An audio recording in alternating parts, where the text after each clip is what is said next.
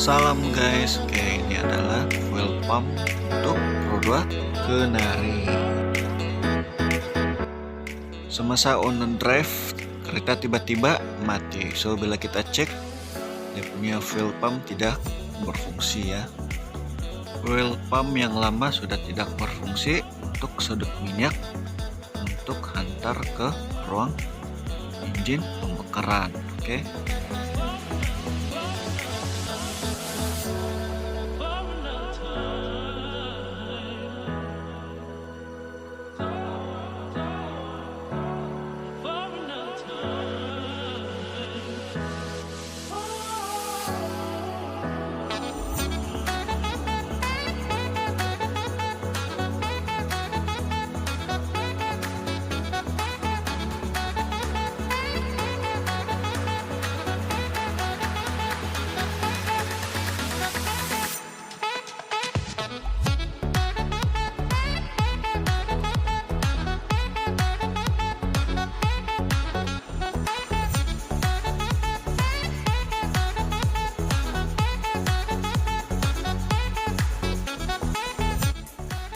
Masa buat penukaran fuel pump ini kita suggest untuk terus cuci sekali dengan tangki minyak ya, tangki penyimpanan minyak.